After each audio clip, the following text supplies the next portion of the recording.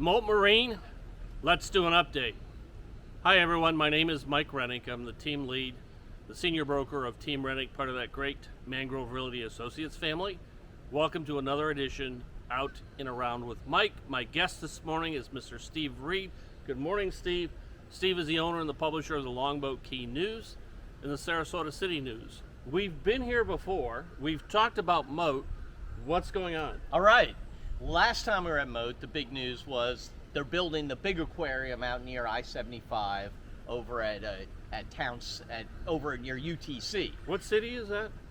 That's this area, Lakewood Ranch. I like that because last week that's not your favorite city. I just No, wanted to it's tease you a okay. little bit. If you like manufactured suburbia, it's the place to be. If you want, Steve, hold back. Waterfront. Don't hold back. Tell me Okay. your opinion. So, in a method of clarification, Yes. I think highly of all these communities around here. For the record, go ahead, Steve. Okay. Why are we here? But back to the news today. We are at Mote Marine Laboratory on City Island, the original Mote Marine Laboratory, and there's two pieces of news.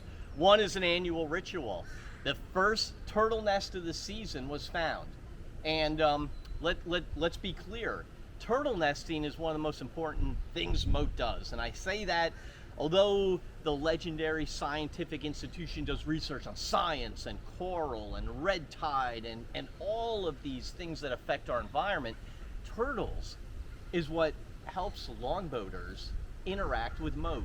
Hundreds of volunteers throughout the years, hundreds and hundreds of retirees and people who are interested in walking the beach and looking for turtles do this year after year, report the numbers are involved with Mote. So it's exciting when the first turtle nest is found, this army of volunteers and individuals and Mote walk the beaches every morning and until from May 31st till October 31st, they'll be counting and quantifying the nests and it's a big deal. And life changes a little bit on the island in terms of the turtles. Lighting requirements change. If you have a unit or a home that's facing the Gulf, lights have to be turned off, stuff like that.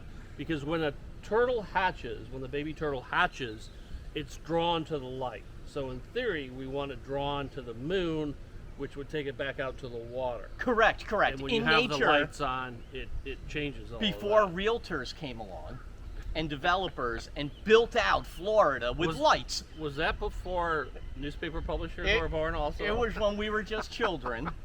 That was a couple hundred years before ago. Florida was settled.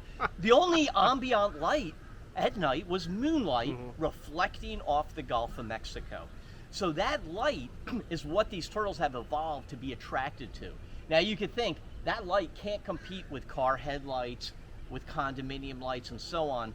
So we've evolved and really government asks people to comply. It's much easier to get compliance than enforcement. So the season has started. This is a big event here on the island every year. It does change the lifestyle. So that's one announcement. What's our other announcement? Yes, okay, so turtles are on, keep your shades drawn, lights out. The other one is a big one. Bob Hooter was one of the chief scientists for years. He had built the shark program. He's one of the big shark researchers at Mote. And really took that program and joined it internationally with other oceanographic research groups. I think I got that.